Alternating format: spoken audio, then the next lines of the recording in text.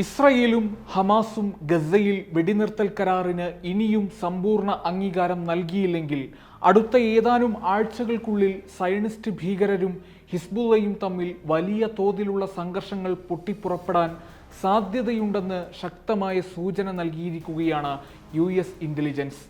നിലവിൽ മേശപ്പുറത്തുള്ള വെടിനിർത്തൽ കരാറിന് ഇസ്രായേലും ഹമാസും അംഗീകാരം നൽകുമോ എന്നത് സംബന്ധിച്ച് US നേതൃത്വത്തിന് വ്യക്തതയില്ല. അതിനിടെ സയനിസ്റ്റ് ഭീകരരും ഹിസ്ബുള്ളയും യുദ്ധ പദ്ധതികൾ തയ്യാറാക്കിയിട്ടുണ്ടെന്ന വാർത്തകൾ മിഡിൽ ഈസ്റ്റിലെ പിരിമുറുക്കങ്ങൾക്ക് ആക്കം കൂട്ടി. ഇരുവിഭാഗവും കൂടുതൽ ആയുധങ്ങൾ വാങ്ങിക്കൂട്ടാനുള്ള ശ്രമത്തിലാണെന്ന് വ്യക്തമാക്കുകയാണ് US ഇന്റലിജൻസ് വിഭാഗത്തിലെ മുതിർന്ന 2 ഉദ്യോഗസ്ഥർ. യുദ്ധം ചെയ്യാൻ ആഗ്രഹിക്കുന്നില്ലെന്ന് ഇരുപക്ഷവും പരസ്യമായി പറഞ്ഞിട്ടുണ്ടെങ്കിലും തീവ്രമായ പോരാട്ടം പൊട്ടിപ്പുറപ്പെടാൻ സാധ്യതയുണ്ടെന്ന് തന്നെയാണ് US വിലയിരുത്തൽ. അടുത്തയാഴ്ചകളിൽ മിഡിൽ ഈസ്റ്റിൽ എന്തും സംഭവിക്കുമെന്ന മുന്നറിയിപ്പ് അമേരിക്ക നൽകുമ്പോൾ അറബ് രാഷ്ട്രങ്ങളടക്കം ആശങ്കാകുലരാണ്.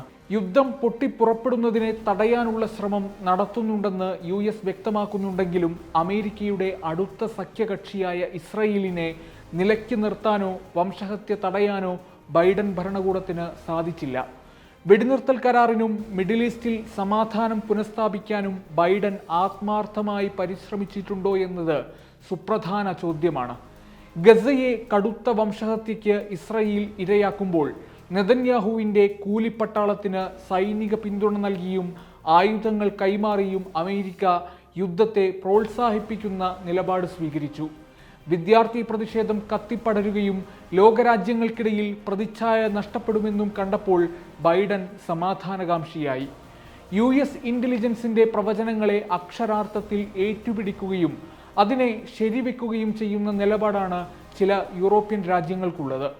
ഇസ്രായേലും ഹിസ്ബുള്ളയും തമ്മിലുള്ള യുദ്ധം ദിവസങ്ങൾക്കുള്ളിൽ സംഭവിക്കുമെന്ന് യൂറോപ്യൻ രാജ്യങ്ങളും കണക്കുകൂട്ടുന്നു.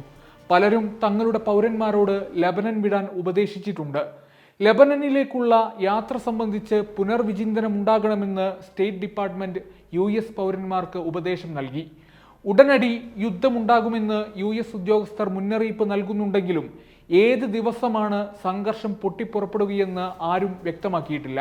എന്നാൽ ഇസ്രായേൽ അവരുടെ ആയുധ ശേഖരങ്ങൾ വിപുലീകരിക്കാനും സൈനിക ശേഷി വർദ്ധിപ്പിക്കാനും ശ്രമിക്കുകയാണ്. ഇസ്രായേലി ലെബനൻ പൗരന്മാർക്ക് അവരുടെ വീടുകളിലേക്ക് മടങ്ങാൻ അനുവദിക്കുന്ന നയതന്ത്ര പ്രമേയത്തിനു വേണ്ടി ഭരണകൂടം പ്രവർത്തിക്കുന്നുണ്ടെന്ന് വൈറ്റ് ഹൗസ് ദേശീയ സുരക്ഷാ കൗൺസിൽ വക്താവ് അഡ്രിയൻ വാട്സൺ പറഞ്ഞു. ഗസയിലെ യുദ്ധത്തിന് ശാശ്വതമായ അന്ത്യം കുറിക്കുന്ന ഒരു കരാർ ഉറപ്പിക്കുന്നതിനുള്ള ശ്രമങ്ങളും ഞങ്ങൾ തുടരുകയാണ്. അമോസ് ഹോസ്റ്റീൻ ഉൾപ്പെടെയുള്ള ഉന്നത US ഉദ്യോഗസ്ഥർ മിഡിൽ ഈസ്റ്റിൽ സന്ദർശനം നടത്തുകയും ശാന്തത പുനഃസ്ഥാപിക്കാൻ ശ്രമിക്കുകയും ചെയ്തു. യുദ്ധത്തിന് മുന്നോടിയായി ഇരുപക്ഷത്തെയും അനുനയിപ്പിക്കാൻ ബൈഡൻ ഭരണകൂടം ആഴ്ചകളോളം ശ്രമിച്ചെന്നും അഡ്രിയൻ വാട്സൺ അവകാശപ്പെട്ടു. ഇസ്രായേൽ അതിർത്തിയിൽ വർദ്ധിച്ചു വരുന്ന പിരിമുറുക്കങ്ങളും വെടിനിർത്തൽ ചർച്ചകൾ കാര്യമായി പുരോഗതി കൈവരിക്കാത്തതും യുദ്ധത്തിലേക്കുള്ള പ്രവണത കാണിക്കുകയാണെന്നാണ് വിലയിരുത്തപ്പെടുന്നത്. ഹിസ്ബുള്ള മേധാവി ഹസൻ നസ്രുള്ളയുടെ യുക്തി ഗസയുമായി ബന്ധപ്പെട്ടിരിക്കുന്നു. ഗസയിൽ വെടിനിർത്തൽ സാധ്യമാകാത്ത പക്ഷം ഇസ്രായേലിനെതിരായ ഹിസ്ബുള്ളയുടെ ആക്രമണം അവസാനിക്കില്ലെന്ന വിലയിരുത്തലിലേക്ക് US നേതൃത്വവും എത്തുന്നു. എന്നാൽ ഹസൻ നസ്രുള്ളയുടെ ഈ യുക്തിയെ പൂർണ്ണമായും നിരാകരിക്കുന്നതാണ് US നിലപാട്. ഇസ്രായേൽ യുദ്ധത്തിന് തയ്യാറെടുക്കുമ്പോൾ ഏതു വെല്ലുവിളിയെയും നേരിടാൻ തയ്യാറാണെന്ന ശക്തമായ സന്ദേശമാണ് ഹിസ്ബുള്ളയും മുന്നോട്ട് വയ്ക്കുന്നത്. ഇസ്രായേൽ ഒരു സമ്പൂർണ്ണ യുദ്ധം ചെയ്യാൻ ആഗ്രഹിക്കുന്നുവെങ്കിൽ ഞങ്ങൾ അതിന് തയ്യാറാണ്. ഇസ്രായേലിനെ വിജയിക്കാൻ അനുവദിക്കില്ല എന്നാണ് Hezbollah deputy chief Sheikh Naim Qassem പറഞ്ഞത്.